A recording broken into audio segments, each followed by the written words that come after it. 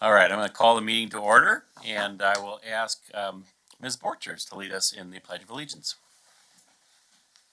Pledge allegiance to the flag of the United States of America and to the republic for which it stands, one nation, under God, indivisible, with liberty and justice for all. Thank you, and welcome to our meeting tonight. First item after the Pledge of Allegiance is the consideration of the agenda. Is there anything that needs to be moved or changed about the agenda that was presented? Hearing and seeing none, we will move ahead with the agenda as listed. The next item of which is the consent agenda, which contains routine matters that typically do not require board discussion. Individual board members may remove an item from the consent agenda for discussion or separate action. Tonight, the consent agenda items are as follows. Approval of the minutes from our last regular board meeting held March 14th, 2022. Approval of various personnel recommendations. Approval of the Orono Education Association Master Agreement for 2021 through 2023. Accepting donations totaling $40,784.47. Approval of electronic fund transfers for December. Approval of the Treasurer's Report for December. Approval of the resolution of resolving to non-renew a head coaching contract. And approval of bill vouchers, EP register entries, EFT vouchers, and Capital One entries as listed in the consent agenda. Do we have a motion to approve that consent agenda? So moved. Is there a second? Second. Any further discussion? Not all those in favor say aye. Aye. All those opposed, same sign.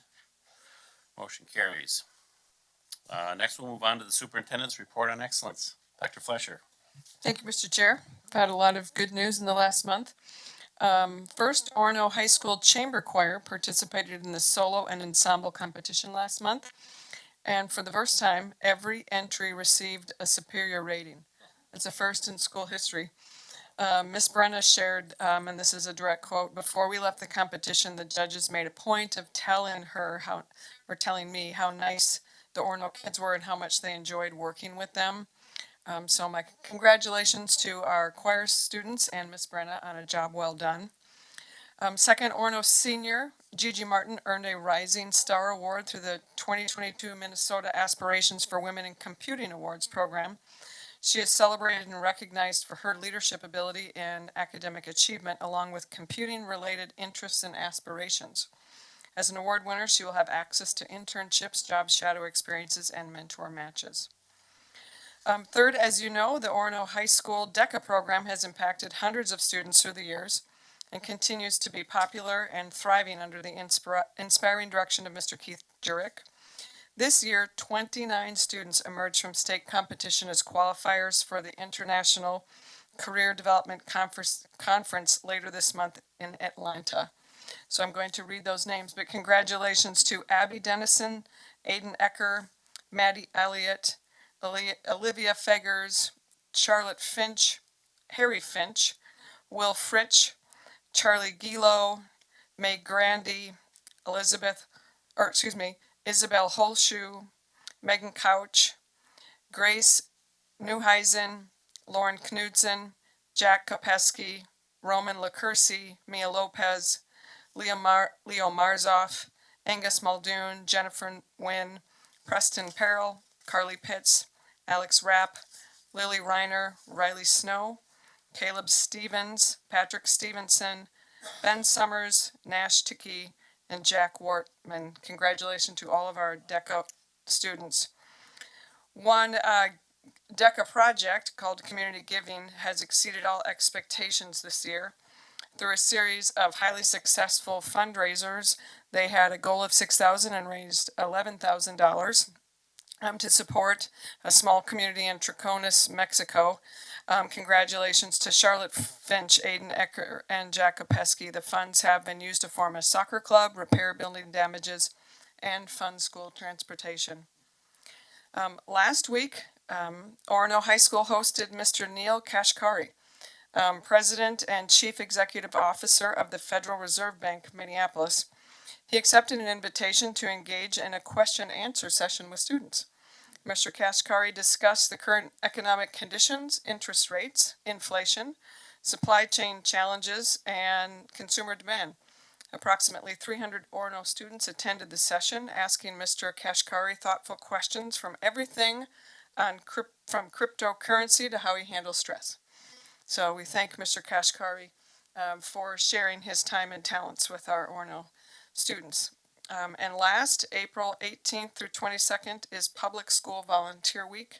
I want to thank our parents and support organizations for answering the call not only this year but during the last 2 years when activities and events were limited.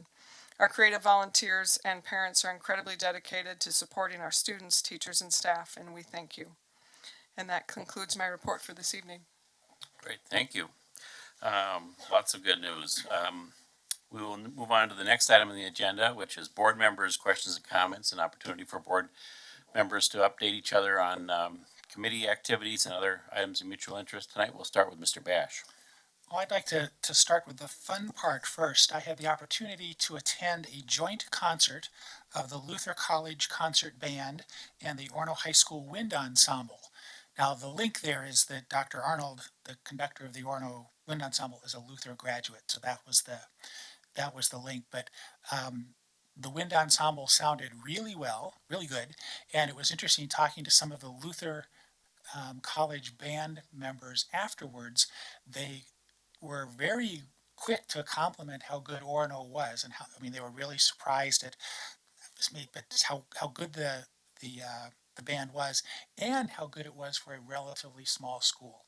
So they were very, as college band people were very impressed with the quality they saw at Orono High School. So that was kind of neat to see that joint concert. Then I spent a bunch of time here last week for 3 different committee meetings. You'll see the result later on the policy committee on what we did with the 400 series policy. We had a co-curricular meeting, and a couple of the things, not necessarily highlights.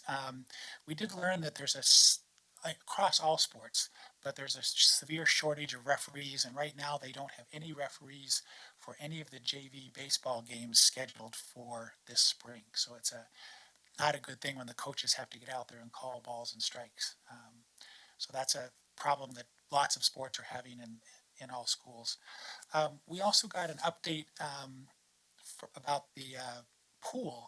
There's a group of swimming boosters that have come forward and said there's some improvements that they'd like to see in the pool that would make not only better high school experience, but also other competitive groups that use the pool. And so they have offered to step up and do some fundraising for scoreboards and some other technology to make our pool better for our high school, both boys and girls swimming athletes. And that was kind of exciting to hear that.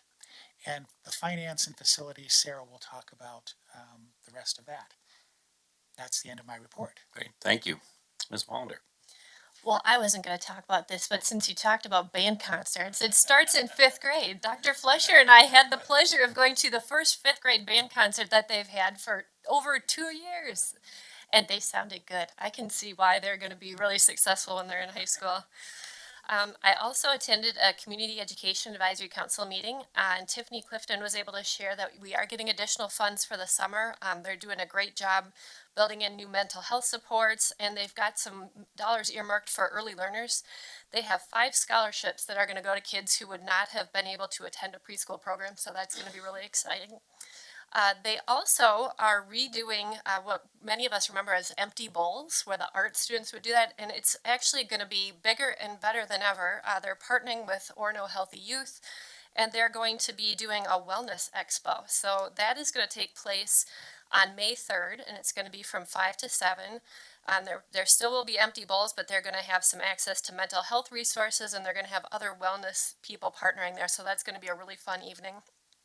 They also have streamlined their summer registration and added a new questionnaire if anybody's registered for any summer programming to try and find out if students have needs that are a little more in-depth than just financial or what they're registering for, so that they can just better service the kids. And I thought that was a really nice thing to add in. I registered my kids for something this summer, and you only have to do it once. You don't have to do it for every registration, but it just gives the staff a better idea if they're going to need to have helpers on hand and how to meet these needs for kids. the Orono Early Learning Parent Group met. And they are in the middle of a fundraiser for some new gym equipment, which is really fun. They are also, and I mentioned this before, but they're going to be doing their spring cleanup on the 23rd in their backyard. They have that outdoor classroom that needs some annual maintenance. And they're also working toward their Teacher Appreciation Week, which they haven't really been able to get in the building and do, so that's going to be fun for them this year. And Meet and Confer met last week, which we'll see the calendar later. That was obviously a big part of it. But there was a really good discussion just about what is the purpose of that group and what should it look like. And I think there was consensus about what that needs to be going forward. And the teachers brought forth some really great ideas about how we can improve conferences and how we can improve back to school nights. So that's going to be an ongoing discussion, but I'm really excited to see what that's going to look like because I think we're going to get some great improvements coming out of that. Thank you, Mr. Chair. Wonderful, thank you. Ms. Howe? Thank you, Mr. Chair. Don't have quite as much as the first two here, but it was good information, so thank you guys for sharing. I also attended the co-curricular meeting, and I won't give any more details than what Mike did. He did a great job with that, and Bob attended as well last week. I also attended the Special Education Parent Partnership Committee last week, and Lisa Campbell was there to help address sort of the updates to the website for the district and to talk to parents, get feedback, and have another discussion. I've been in a couple discussions with Lisa, and I have to say she's been doing a great job with really getting some good feedback and really getting out there and discussing with different groups to get a good idea of what's needed. So, and that concludes my report. Great, thank you. Ms. Burgess? Thank you, Mr. Chair. As Mike mentioned, we had a finance and facilities meeting, and we talked about what we talked a lot about was the transportation contract that's coming up with First Student. And if you drive around town, you often will see buses parked in various school parking lots, not ours, but other schools, with the banners that say, please come work for us. So there is a significant driver shortage. And for that reason, the contract will likely be bigger. Not likely, it will be, but we're still in negotiations, so that I don't have anything final to report tonight. We talked briefly about athletic fees. No big changes there at all. We talked about the tech levy and got some additional information as more information is being provided. We also talked about the Orono Foundation has a fund that is specifically earmarked for capital projects, and so we talked about how they came to the district saying, we'd like to help you with a capital project, and so there was a little discussion about that, but no final decisions yet. And then we just talked about how we're going to analyze data from student activities because, and you might have to jump in and remind me, but a couple years ago we had to move it because the state of Minnesota changed the law. And so now it falls under our general fund. And so in order for us to really get into the minutia of making sure that everything is going where it needs to go and everybody's doing what they need to do, we have to do some further data analysis, which is going to take time. So I think that covers everything from finance and facilities. In addition, last month I attended a Orono Foundation board meeting. Things are going very well there. They're very excited about the bash that's coming up. And then tomorrow morning, I just want to give a plug for the High School Parent Association. SPA is meeting for the first time in person at 8:15 tomorrow morning in the Activity Center. So I will be there. If any of you want to come, you're welcome. I don't know what the turnout will be, but it'll be nice to be in person. That concludes my report. And when is the Orono Foundation Bash again? And are tickets still available? Yes, tickets are still available. Single tickets. I'm not sure if tables are. Okay. And I'm embarrassed to say I don't remember the date off the top of my head. April 30th. Okay, thank you. Yeah. Didn't want to steal your thunder. No, there, so. no thunder stolen.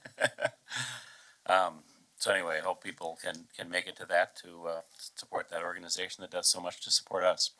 I guess the only thing I would add is since our last meeting, we had the negotiations committee, which is Ms. Howe, Ms. Wallander, myself, and Dr. Flesher, Dr. Alger, Mr. Westrom, had a full day of mediation, successful mediation with the teachers, and finally got to the contract that we voted on in the consent agenda. So that was a long day, but a day well spent. So several of the teachers that were part of the negotiating committee came in to meet with us in our listening session, and it was nice to kind of close the loop on that. So really nice to have that behind us. And I think everything else that I was involved in has already been mentioned, so I won't go into anything I further. forgot one thing. Okay, Well, all just, yours. well, just it was kind of cool. One of the featured soloists from the Luther College Band was Katie Dorn, an Orono graduate. So it was kind of neat that that happened to work out. That she played her piccolo as a part of a And solo. was it a good crowd at It Trinity? was, I it couldn't make was, it it that was night, very but- full. It Yeah, was full. good. It was a great crowd. Excellent. All right, any other board member questions, comments? If not, we'll move on to our old business, and the first item of which is second reading of the 300 level policies. Our policy committee has been very busy. We've got first reading of the 400 series coming up later, but any questions, comments on the policy, on the 300 level policies that we saw last time that we're voting on this time? If not, I would entertain a motion to approve those policies. Mr. Chair, I'd like to move that we approve policy 301, 302, 303, 304, 305, and 306 as printed in our agenda. All right, is there a second on that? Second. Any questions or comments? Just a continued thank you. Yeah, big thank you to Mr. Bash and Ms. Vandeven for all the work, along with staff people that have put in a lot of time on this. So, Remember, it's the staff that's doing the really hard work. We get to just comment, so yeah, they do the hard work. all right, any further discussion? Not, all those in favor, say aye. Aye. All those opposed, same sign. Motion carries, and again, my gratitude to all of those that worked on those policies. Any other old business that needs to come before the meeting? If not, we'll move on to new business. The first item of which, before we get to that first reading of the 400 level policies, is the 2023-2024 academic calendar. And that again is a first reading, but would you like to introduce that to us, Dr. Fleischer? Thank you, Mr. Chair. I present the calendar for the 2023-24 school year for first reading. Both the administrative team and Orono Education Association have made recommendation to the board for this particular calendar. I thank both groups for their work, and Dr. Pardon Johansson helped facilitate a meeting with Meet and Confer. As part of these calendar discussions, on a side note, but we talked a little about earlier, this summer we plan to jointly study parent-teacher conferences and engage with our parents for their feedback as to their hopes for the future of what conferences look like. We learned a lot during COVID, and we've had a number of parents appreciate virtual conferences, but we also value our time in person and really want to study that and look at purpose of conferences and what our parents need. So we'll be working on that this summer. Were there any issues that came up when the calendar was proposed? Not really. Well, the teachers No, were looking at a couple different Yep. models. The different models were really about the longer break at the winter break, but just the way the calendar falls, it would put us out on December 15th. That seemed a little early. And that was one issue that we discussed. And then the second issue we discussed was just the President's Day holiday this week, or this year. We had a professional day, but it was on President's Day, and that was a particular challenge for our teachers with young children, that they did not have childcare that day. So those were really the only issues that I heard from staff. Otherwise, most of the conversation was about conferences. All right. Any questions, comments on that? Otherwise, it's just a first reading. We'll consider approval of it next meeting. So I know you all love, or know that I love looking at calendars.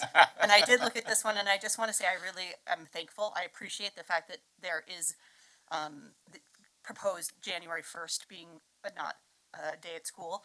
I think that that's brilliant, and I didn't find any issues when I looked through this calendar. It's like a first. Yeah, So I'm it is. very impressed. Thank you. But you have 2 weeks to work on it. I should thank Dr. Ruland and Abby Schoenberg, who do a lot of the work behind the scenes on the calendar as well. All right. Well, thank you. I know that, again, like Mr. Bash said, we just get to see the end result and don't don't get to see how the sausage is made, so appreciate all the work that goes into that. Next, we'll move on to item 8B, which is the first reading of the 400 level policies. And I assume we'll get some background on that from Yes. Dr. Flesher.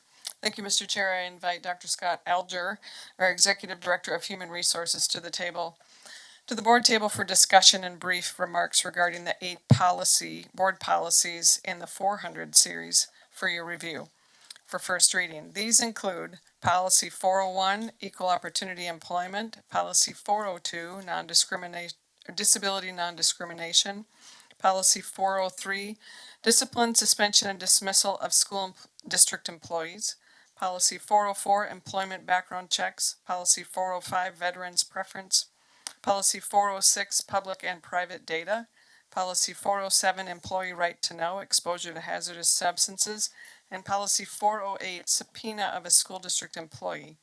Again, as stated earlier, and in many of the other meetings, I continue to thank the board policy for your work in review, and to please reach out in coming weeks for any discussion. And I'll turn it over to Dr. Alger for a high-level summary. Thank you, Dr. Flesher. So again, tonight, the policy committee is presenting 8 policies for first reading and for your consideration. Each of these policies is part of the 400 series, which has to do with employees or personnel. So from top to bottom in this series of policies, there are topics that we interact with on a weekly basis at least. So these are relevant to our work. I'll read several statements about each of these policies to give you some insight into the issues that we are considering and that the policy committee has talked through. First of all, policy 401, equal employment opportunity, is being presented with very minor, relatively few edits. The current district policy aligns closely with the most recent version provided by the Minnesota School Board Association, which was updated in 2022. One revision recommended by the policy committee is the removal of a sentence that makes a generic reference to another policy. So just an example that it's a really minor changes are recommended here. Policy 402, Employee Disability Non-Discrimination. There is a new 2022 MSBA version of this policy which provides a slight reorganization of information by combining paragraphs. It also moves a reference to Section 504 of the Rehabilitation Act of 1973 out of the body of the policy into the legal references at the end of the policy. Lastly, the new model policy contains a grievance procedure which the committee recommends removing because it's redundant to procedures that people can pursue in other policies. If there were some kind of a grievance. The committee will recommend the new model policy from MSBA for adoption by the board. And that's what we've provided for your review.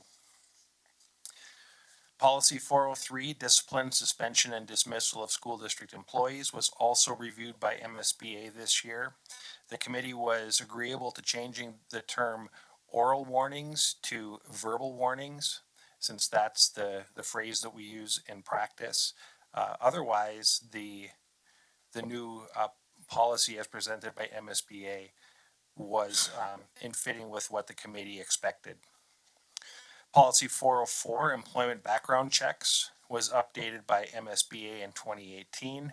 The new version is being recommended because it contains proper references to PELSB and the state's licensing statutes. So PELSB is, and I'll mention this again because it's referenced in other personnel policies that we'll present tonight, but PELSB is the Public Employee Labor, the Public Educator Licensing Standards Board. However, the committee would recommend that a background check form not be included with the policy, and that may be something that even the policy committee members are hearing for the first time, because we were doing some checking since our last meeting about whether or not a form should be attached to the policy, and we will not It is not required, so we will not attach that form. Policy 405, Veterans Preference, is utilized by the district in human resources through hiring procedures. But in the policy, there's an extensive explanation of an optional point system that can be utilized when veterans or the spouses of disabled veterans apply for positions at a public employer like a school district. We do not use a point system in our hiring practices because we automatically advance every applicant who selects veterans preference into the interview phase. So there's no opportunity for somebody to not be admitted to that phase. So we do not use the points. Therefore, the committee is bringing a version of the MSBA model policy without a point system detailed in it for your review tonight. Policy 406, public and private personnel data, was updated by MSBA in 2021, so also a very new reference for us to consider. The committee is recommending that updated version.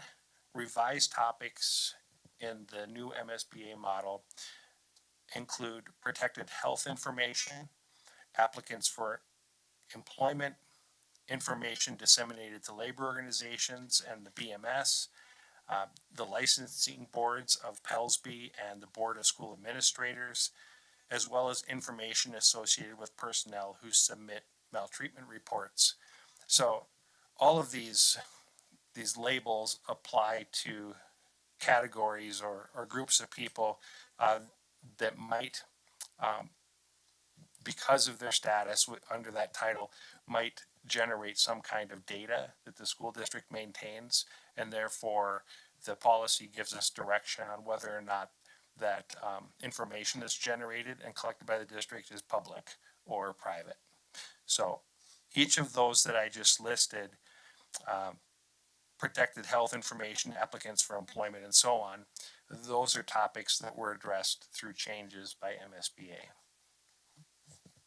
Just a comment on this one. I mean, this one has, all of these do, but this one was extensively, it has an extensive amount of state law behind it. Very, very specific. So we're just really obligated to following this law, all of this. So there's not a lot of discretion in this one. And if you look at the references at the end of the policy, in the red line version of the policy, there are a lot of updates to state statute citations and references, which is indicative of the nature of the influence of those statutes on the policy. A good example of drafters of our policies, our policy committee staff done a nice job of just referring to the state law as opposed to trying to include definitions in here and that sort of thing that might change under the state law. So I really applaud careful nature of this. Thank you for pointing that out. I also add that we're also careful to not include procedures in the policy. The policy is really the purpose of court rate is policy to provide a reference and a guide for how we do our work. The committee is recommending no changes to policy 407, which is employee right to know, exposure to hazardous substances. The school district's policy was actually created in the time since the most recent MSBA recommendations were created and shared. So we have a more modern and up-to-date policy, and we will maintain that language if you approve that at a future meeting. And lastly, and likewise, the committee is recommending that the current Orono Schools Policy 408 subpoena of a school district employee remain in place with very minor edits to the formatting of how Minnesota statutes are referenced. Otherwise, no substantial changes are recommended for that policy.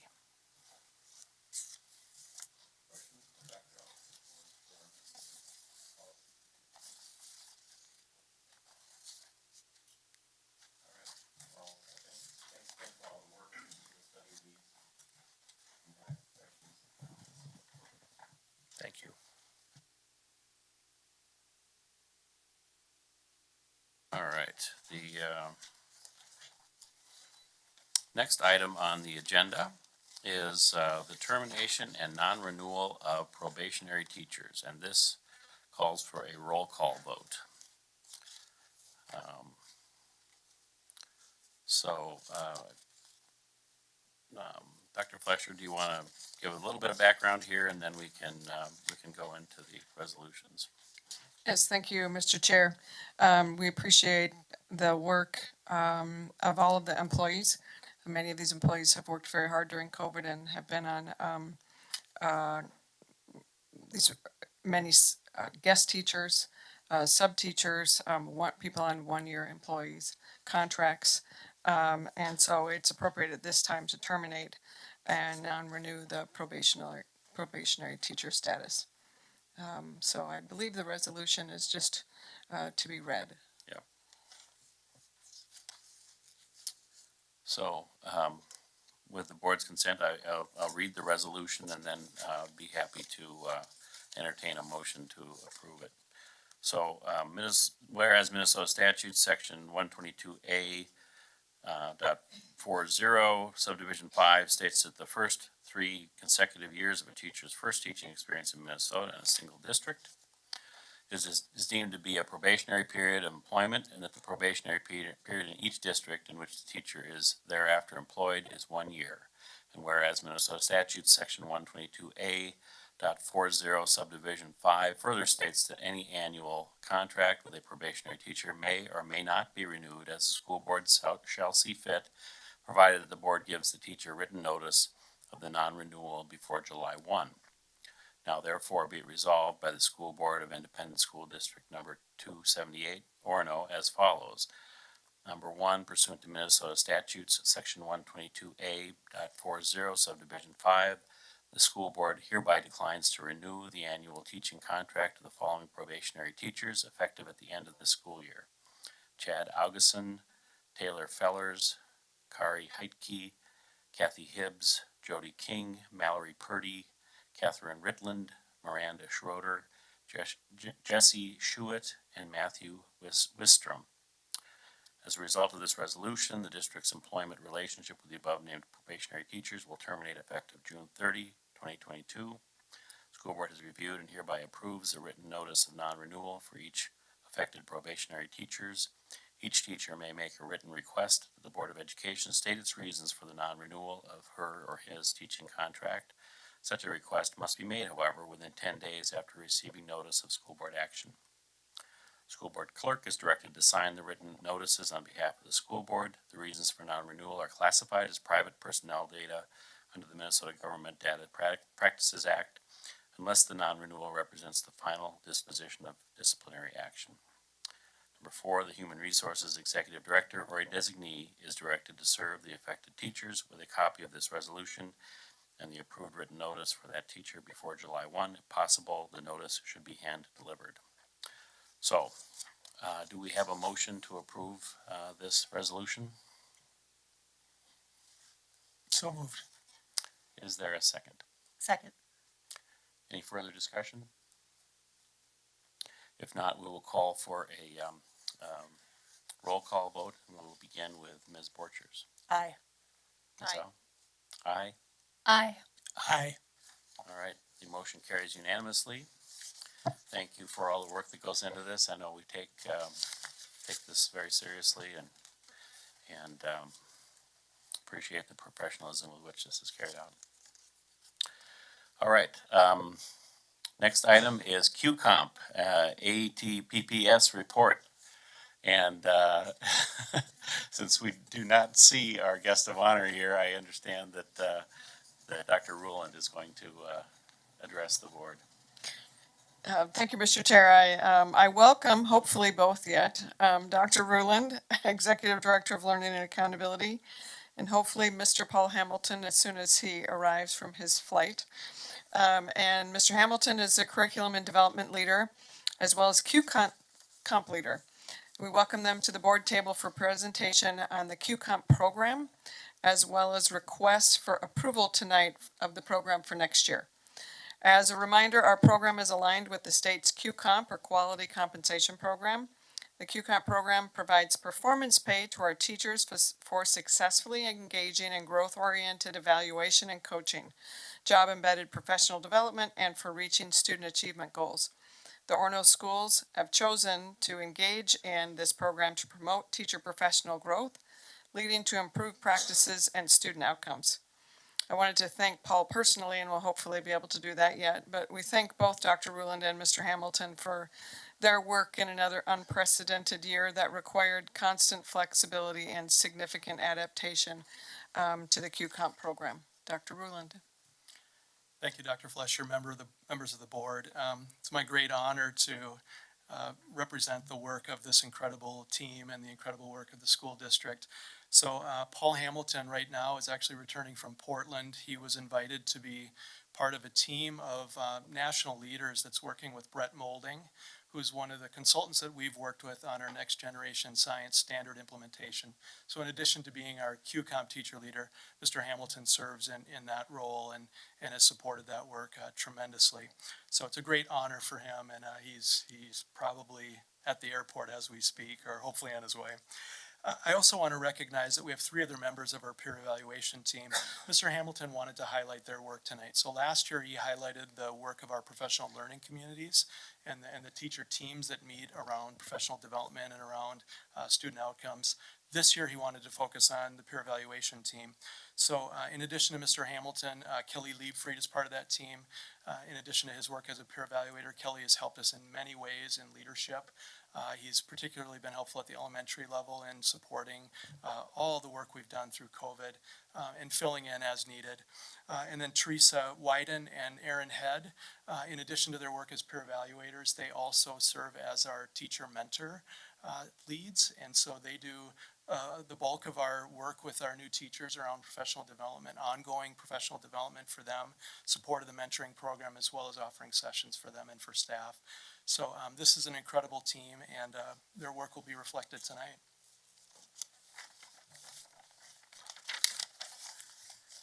So Mr. Hamilton described this as a year of transition. As we entered the COVID period, we were transitioning to a model that was built around cognitive coaching as well as doing evaluation of our teachers.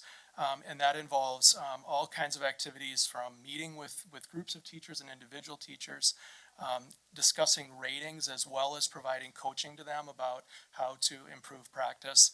And then also notably, and I didn't mention this at the outset, but they served as substitutes, and in a pinch, they were one of the key groups that helped us to maintain continuity of learning. So we probably used them in January and February as much as anybody in that role. So we can certainly extend gratitude to them for keeping us in person. Sorry. So Mr. Hamilton asked the team to reflect on some quotes, and this is one of them that came to the forefront. So I think this is really reflective of the cognitive coaching work and the significance of this work. We're so fortunate that we began this process heading into COVID. Teachers were engaging in new practices, and they needed feedback and support as we were doing that. So the peer evaluation team did that ostensibly for our staff. Here's some reflections as well as about that growth process and about the kinds of activities that we're engaged in. So one of the things I did also want to add here was that it was a particularly impressive thing to simultaneously provide feedback as well as evaluate teachers in the context of COVID and distance learning. So that I think they did an exceptional job of reinforcing practices that worked, and I think that's one of the key learnings for us, is that we're going to take the last 2 years and include that as we move forward to make practice even better. So one of the ways that we provide both coaching and evaluation is through mechanisms that our peer evaluators use. Our principals also engage in these practices, our principals and other supervisors. Things like scripting and providing actual real data of how interactions occurred in the classroom to teachers. That's one of the processes they use. We also use a framework called Charlotte Danielson. That's a rubric for effective teaching.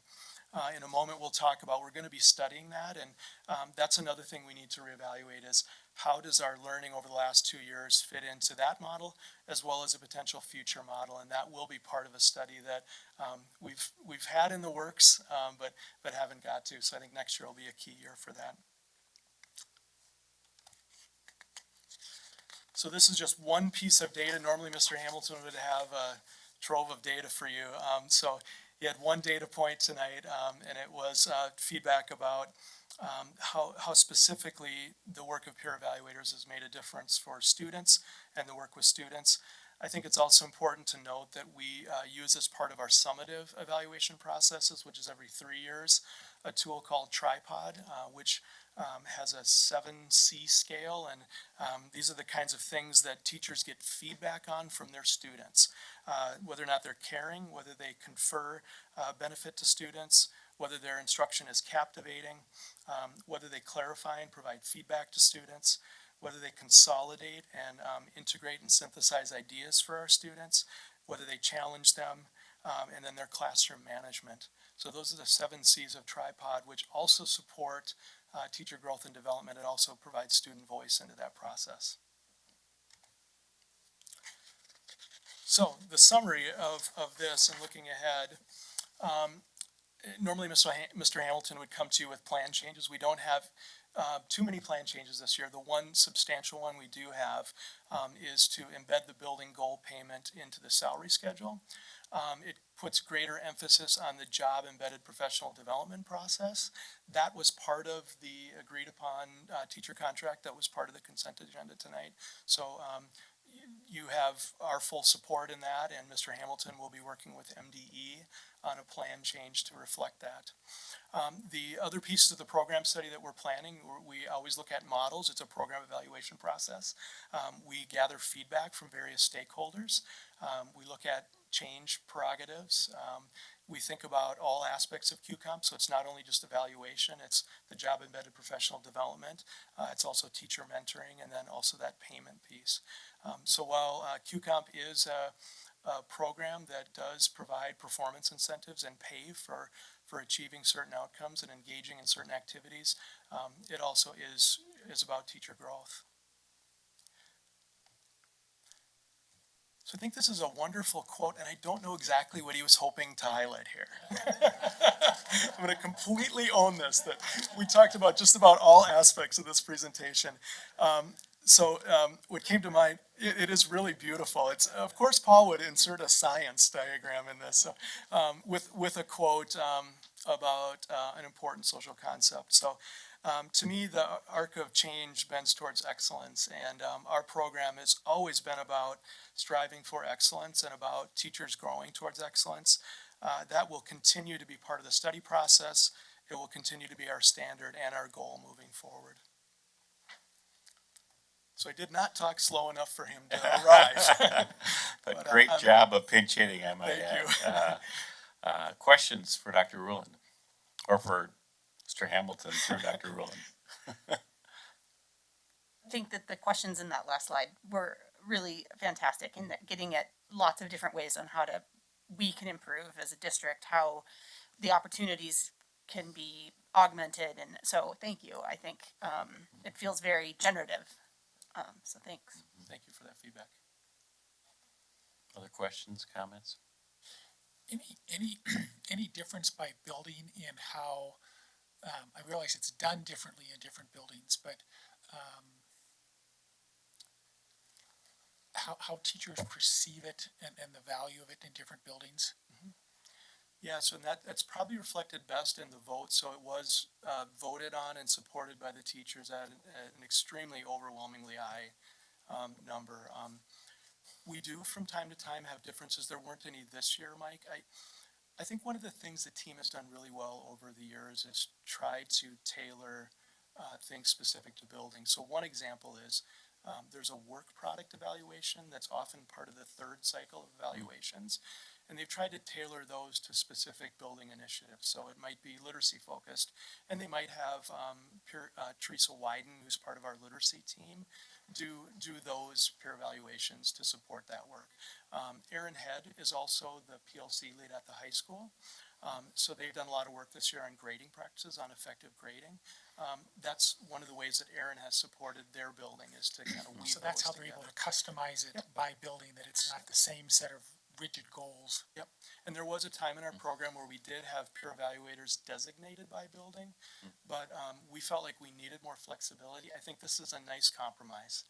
We have district-wide peer evaluators who can flex and support buildings in unique ways, so.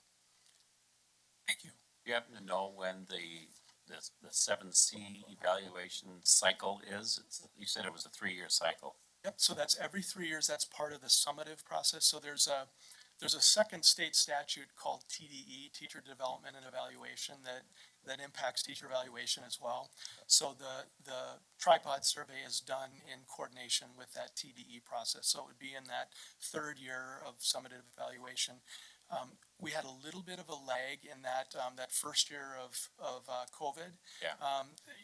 We lost the spring, and so we pushed those back a year or so. So they've been busy with those, and we'll look at that process as well, but just, it's important to note that that is a separate statute. I think we're also interested, though, in how the tripod might be able to be a more prominent part of the ongoing evaluation process too, because Right. it's a really effective instrument. Yeah, no, it'll be very interesting to see the results of that in the midst of, or with COVID, in the recent past. Absolutely. Lots of learnings there, I'm sure. Yes. Any other questions, comments? Otherwise, I would entertain a motion to approve the QComp summary, and the continuation of the program. So moved. Okay, is there a second? Second. Any further discussion? Not all those in favor, say aye. Aye. All those opposed, same sign. Motion carries, and thank you very much. You did a great job pinch hitting. Thank you very much. Right, please extend our thanks to the peer evaluators. And he wanted to highlight them. We're hearing that, and they sound like they're doing a great job. Yes. All right, any other new business that needs to come before the meeting tonight? Hearing and seeing none, I'd point you to the informational items in the packet, including our April enrollment figures. And note that our next meeting is 2 weeks from tonight, back here at 7 p.m., April 25th. And with that, I will entertain a motion to adjourn. So moved. Is there a second? Second. All those in favor, say aye. Aye. All those opposed, same sign. Motion carries. We are